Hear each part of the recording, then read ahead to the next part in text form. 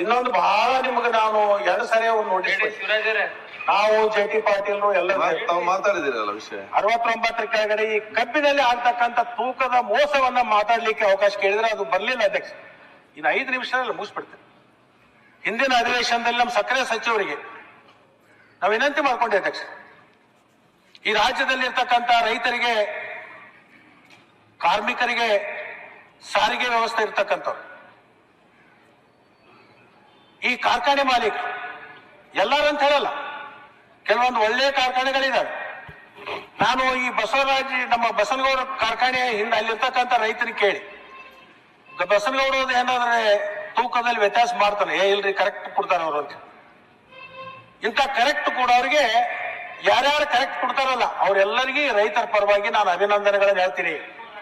ಆದ್ರೆ ಅಧ್ಯಕ್ಷರೇ, ಸಕ್ಕರೆ ಸಚಿವರು ನಮಗೆ ಕಳೆದ ಚುನಾವಣೆಯಲ್ಲಿ ಕಳೆದ ವಿಧಾನಸಭೆಯಲ್ಲಿ ನಮ್ಗೆ ಭರವಸೆ ಕೊಟ್ಟಿದ್ರು ಅದನ್ನು ತಡೀತೀನಿ ಅಂತ.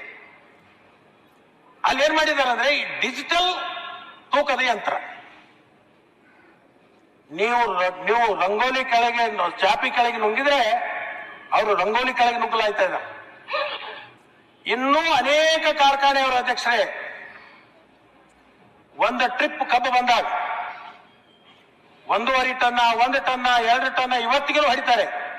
ನನಗೆ ಆಶ್ಚರ್ಯ ಅನಿಸ್ತು. ನಿನ್ನೆ ನಮ್ಮ ಸಕ್ಕರೆ ಸಚಿವರು ಒಂದು ಮಾತು ಹೇಳಿದ್ರು, ಯಾರು ಕಳ್ತನ ಮಾಡ್ತಾರೆ ಅವ್ರ ಹೆಸರು ಹೇಳ್ರಿ, ಅವ್ರ ಮ್ಯಾಗ ಆಕ್ಷನ್ ತಗೋತೀವಿ ಅಂತ ಹೇಳಿ.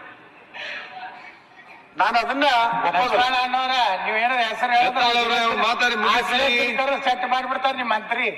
ಆಯ್ತು ನೋಡ್ರಿ, ಈಗ ಕಾಟಾ ಕೂಡ್ಸರ ತಿಳ್ಕೊರಿ, ಆ ಕಾಟಾ ಮಾಡೋನೆ ಫ್ಯಾಕ್ಟರಿ ಬುಕ್ ಮಾಡ್ತಾರ, ಅಲ್ಲಿಂದ ಏನ್ ಮಾಡೋರು?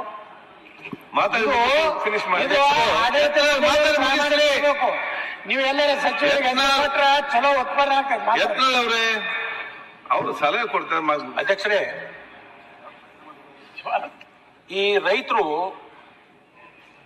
ಯಾರು ಮೋಸ ಮಾಡ್ತಾನೋ ಅಂತ ಅವನ ಹೆಸರು ಹೇಳಿದ್ರೆ ಅವನ ಕಬ್ಬನ್ನದು ವಾಪಸ್ ಕಳಿಸ್ತಾರೆ. ಎಲ್ಲಿ ಹೋಗ್ಬೇಕು ಅವನು? ಎಲ್ಲಿ ಹೋಗ್ಬೇಕು? ಹೆದರವನ ಅವನು ಹೇಳಕ್ ಹೋಗಲ್ಲ. ಯಾರು ಮಾಡ್ತಾರೋ ಅವ್ರ ಹೆಸರು ಹೇಳ್ರಿ ಅಂತ ನಮ್ಮನ್ನು ಕೇಳಿದ್ರೆ ಅಧ್ಯಕ್ಷ ನಾನು ಕೇಳ್ತೀನಿ, ನನಗೊಂದು ವೇಳೆ ಬೊಗಳ್ಲಿಕ್ಕೆ ಬರ್ತಿತ್ತಂದ್ರೆ ನಾನ್ಯಾಕೆ ನಾಯಿ ಸಾಕ್ಬೇಕು? ನನಗೆ ಬೊಗಳ್ಲಿಕ್ಕೆ ಬರ್ತಿದ್ರೆ ನನ್ನ ಮನೆಯೊಳಗೆ ನಾನ್ಯಾಕೆ ನಾಯಿ ಸಾಕ್ಬೇಕು? ಅಧ್ಯಕ್ಷ, ನಾನು ಇಷ್ಟೇ ಕೇಳ್ತೀನಿ, ಇವತ್ತು ಏನು ಖಾಸಗಿ ಕಾರ್ಖಾನೆಗಳಿದಾವೆ ಆ ಗೇಟ್ ಮುಂದೆ ಒಂದು 10 ಗುಂಟೆನೋ 20 ಗುಂಟೆನೋ ಜಮೀನನ್ನ ನೀವು ಪಡ್ಕೊಂಡು ಲ್ಯಾಂಡ್ ಅಕ್ವಿಷನ್ ಮಾಡ್ಕೊಳ್ಳಿ, ಇಲ್ಲ ಕಾರ್ಖಾನೆಯವ್ರದ್ದು ಜಮೀನು ನೀವು ತಗೋರಿ. ಗೇಟ್ ಹೊರಗಡೆ APMC ಮುಖಾಂತರ ಒಂದು ತೂಕದ ಯಂತ್ರವನ್ನು ಹಾಕಿ ಪ್ರತಿಯೊಬ್ಬ ರೈತರು ಆ ಕಾಟನ್ ಮೇಲೇನೆ ಹೋಗ್ಬೇಕು, ಆ ಯಂತ್ರದ ಮೇಲೇನೆ. ಇಲ್ಲಿ ತೂಕ ನೋಡ್ಬೇಕು ಎಷ್ಟು ಬಂದಿದೆ ಅಂತ. ಒಳಗಡೆ ಹೋದ್ಮೇಲೆ ಅವ್ನು ಗೊತ್ತಾಗುತ್ತೆ ಸರಿಯಾಗಿದೆಯೋ ಇಲ್ಲೋ ಅಂತ. ಅಧ್ಯಕ್ಷರೇ, ಒಂದು ಲೋಡಿಗೆ 1.5 ಇಂದ 2 ಟನ್ ಕಬ್ಬ ಹೊಡೆದ್ರೆ ರೈತರಿಗೆ ಅಷ್ಟ ಅಲ್ಲ, ರೈತರಿಗೂ ಹಾನಿ ಆಗುತ್ತೆ. ಆ ಸಾರಿಗೆ ಮಾಡ್ತಕ್ಕಂಥ ಟ್ರಾನ್ಸ್ಪೋರ್ಟೇಷನ್ ನಮಗೂ ಹಾನಿ ಆಗುತ್ತೆ. ಅದರ ಜೊತೆಗೆ ಈ ಕಬ್ಬು ಕಟಾವು ಮಾಡ್ತಾರಲ್ಲ ಅಧ್ಯಕ್ಷರೇ, ಮಹಾರಾಷ್ಟ್ರದಿಂದ ಬಂದಿರ್ತಾರೆ ಹೆಣ್ಮಕ್ಳು ಕರ್ಕೊಂಡು, ಗಂಡ ಹೆಂಡತಿ ಇಬ್ಬರು ಗಂಡ ಹೆಂಡತಿ ಕೂಡ ಅಧ್ಯಕ್ಷರೇ ಒಂದು ದಿವಸಕ್ಕೆ 4 ಟನ್ ಕಬ್ಬು ಕಟಾವು ಮಾಡ್ತಾರೆ. 4 ಟನ್. ಸಣ್ಣ ಕೂಸಿದ್ರೆ ಆ ಗಾಡಿ ಮೇಲೆ, ಬೈಲ್ ಗಾಡಿ ಮೇಲೆ, ಎತ್ತರ ಗಾಡಿ ಮೇಲೆ, ಆ ಗಾರಾದ ಮೇಲೆ ಪಾಪ ಉರಿ ಬಿಸಿಲ್ಲ, ಸಣ್ಣ ಕಳಲನ್ನು ಬಗಲಲ್ಲಿ ಇಟ್ಕೊಂಡು ಮಲಿ ಕುಡಿಸ್ತಾ ಗಾಡಿ ಹೊಡಿತಿರ್ತಾವೆ ಅಧ್ಯಕ್ಷರೇ. ಆ ಎತ್ತುಗಳು ಜಗತ್ತಿರ್ತಾವೆ, ತೆವರು ಬಂದ್ರೆ ಎತ್ತು ನಿಲ್ತಾವೆ. ಅವಾಗ ಲಡ್ಡು ತಗೊಂಡು ಕಿಶನ್ ಹೊಡಿಲಿಕ್ಕೆ ಶುರು ಮಾಡ್ತಾರೆ ಅಧ್ಯಕ್ಷರೇ ಬಸವಣ್ಣನಿಗೆ, ಎತ್ತುಗಳಿಗೆ. ಅದಕ್ಕೆ ಹಿಂದೆ ಸರಿಬಾರ್ದು ಅಂತ ಒಬ್ರು ಹೆಣ್ಮಕ್ಳು ಮತ್ತೆ ಮ್ಯಾಗಿಂದ ಇಳಿತಾಳೆ, ಆ ಕೂಶನ ಅಲ್ಲೇ ಮ್ಯಾಗ ಬಿಡ್ತಾರೆ. ಅದು ಯಾವಾಗ ಬಿದ್ದು ಸಾಯ್ತೈತಿ ಗೊತ್ತಾಗಲ್ಲ, ಇಳಿದು ಮತ್ತೆ ಅದಕ್ಕೆ ಗಾಲಿಗೆ ಕಲ್ಲು ಹಚ್ಚುವಂತ ಕೆಲಸ ಹೆಣ್ಮಕ್ಳು ಮಾಡ್ತಾಳೆ ಅಧ್ಯಕ್ಷರೇ.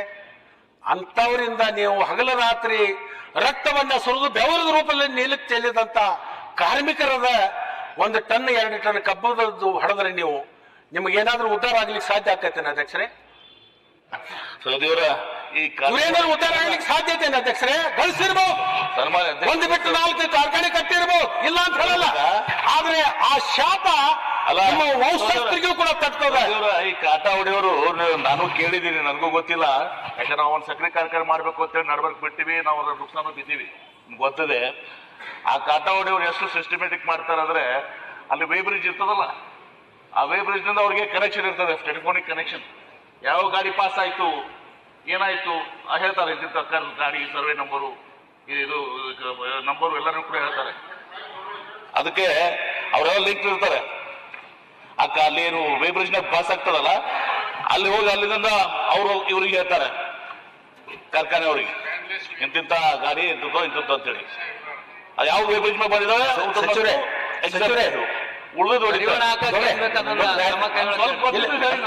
ಗೊತ್ತು, ಸರಿ ಇದೆ, ಅವ್ರು ಹೇಳ್ತಕ್ಕಂಥ ಸರಿ ಇದೆ, ಅವರಿಗೆ ಅನುಭವಕ್ಕೆ ಬಂದಿದೆ. ಅದು ಯಾವ ಖಾಸಗಿ ತೂಕದ ಯಂತ್ರವನ್ನ ಇಟ್ಕೊಂಡಿರ್ತಕ್ಕಂಥ ವ್ಯಕ್ತಿಗಳಿರ್ತಾರಲ್ಲ, ಅಲ್ಲೇನಾದ್ರೂ ಒಂದ್ ವೇಳೆ ಅವನು ತೂಕ ಮಾಡಿಕೊಂಡು ಆ ಕಾರ್ಖಾನೆಗೆ ಹೋಗ್ತಕ್ಕಂಥದ್ದು ಗೊತ್ತಾದ್ರೆ ಅವರಿಗೆ ಒಂದು ಫೋನ್ ಮುಖಾಂತರ ಸುದ್ದಿ ಮುಟ್ಸಿದ್ರೆ ಇಂತಿಷ್ಟು ಹಣ ಅಂತ ಹೇಳಿ ಕೊಡ್ತಾರೆ.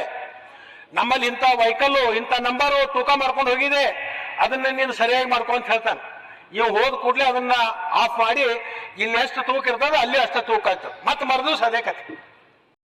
ನಾನು ಸರ್ಕಾರಕ್ಕೆ ವಿನಂತಿ ಮಾಡ್ತೀನಿ, ನಮ್ಮ ಕಬ್ಬಿನಲ್ಲಿ ಪ್ರತಿ ಟನ್ನಿಗೆ 5 ರೂಪಾಯಿ ನೀವು ತಗೊಳ್ಳಿ, ಒಂದು ಟನ್ನಿಗೆ 5 ರೂಪಾಯಿ ತಗೊಳ್ಳಿ. ಎಪಿಎಂಸಿ ಮುಖಾಂತರ ನೀವು ಹಣದಿಂದ ತೂಕದ ಯಂತ್ರಗಳನ್ನು ಹಾಕಿ, ಲ್ಯಾಂಡ್ಲೆಸ್ ಆಟೋಮೆಟಿಕ್ ಯಾರು ಇರಬಾರ್ದು, ಬರೀ ಅದು ಕಾಣಿಸಬೇಕು. ಅದನ್ನ ತಹಶೀಲ್ದಾರ್ ಮುಖಾಂತರ ಸೀಸ್ ಮಾಡಿ ಸಿಕ್ಕ ಹಾಕಿ ಬರ್ಬೇಕು. ಅಲ್ಲಿ ಹೋಗಿ ನಿಂತ ಮೇಲೆ ತಾವು ಎಷ್ಟು ತೂಕ ಅನ್ನೋದು ಗೊತ್ತಾಗಬೇಕು. ಅಲ್ಲಿ ಹೋದ ಮೇಲೆ ತೂಕ ಅಷ್ಟೇ ಇರಲಿಲ್ಲ ಅಂದ್ರೆ ಆ ಕಾರ್ಖಾನೆಯನ್ನು ತರಾಟೆಗೆ ಬರ್ತದೆ ಅಧ್ಯಕ್ಷರೇ. ಇದು ಪರಿಹಾರ. ಹಣಕಾಸಿನ ತೊಂದರೆ ಇದ್ರೆ ನಮ್ಮ ಒಂದು ಟನ್ನಿಗೆ 5 ರೂಪಾಯಿ ತಗೊಳ್ಳಿ. ಸರ್ಕಾರಿ ಸಾಮರ್ಥ್ಯದಲ್ಲಿ ಹಾಕಬೇಕು, ಸೀಲ್ ಮಾಡಬೇಕು, ಯಾವ ವ್ಯಕ್ತಿನೂ ಹೋಗಬಾರ್ದು, ಗ್ಲಾಸ್ ಕಾಣಬೇಕು. ಅದರಿಂದ ಮಾತ್ರ ಪರಿಹಾರ ಸಿಗಕ್ಕೆ ಸಾಧ್ಯ ಇದೆ ಅಧ್ಯಕ್ಷರೇ. ದಯಮಾಡಿ ಅಧ್ಯಕ್ಷರೇ ನಿಮ್ಮ ಕೈ ಮುಗಿದು ಪ್ರಾರ್ಥನೆ ಮಾಡ್ತೀವಿ. ಈ ಕಬ್ಬಿನ ಬೆಳೆಗಾರರನ್ನ, ಆ ಕಾರ್ಮಿಕರನ್ನ, ಆ ಟ್ರ್ಯಾಕ್ಟರ್ ಮಾಲೀಕರನ್ನ ನ್ಯಾಯ ಕೊಡಿಸೋಗೋಸ್ಕರ ನಮ್ಮ ಸರ್ಕಾರ ಈ ಕೆಲಸ ಮಾಡಬೇಕು. ಸಕ್ಕರೆ ಸಚಿವರ ಬಗ್ಗೆ ಗಮನ ಹರಿಸಬೇಕು, ತುರ್ತಾಗಿ ಈ ಕಾರ್ಯವನ್ನು ಮಾಡಬೇಕು. ನಾನು ಮುಖ್ಯಮಂತ್ರಿಗಳಿಗೂ ಕೂಡ ಇದರಿಂದ ಒತ್ತಾಯ ಮಾಡ್ತೀನಿ, ದಯಮಾಡಿ ಇದಕ್ಕೆ ಒಂದು ಪರಿಹಾರವನ್ನು ಕೊಡುವಂತ ಕೆಲಸ ಮಾಡಬೇಕು ಅಧ್ಯಕ್ಷರೇ. ಕೊನೆಯ ನನ್ನ ಬೇಡಿಕೆ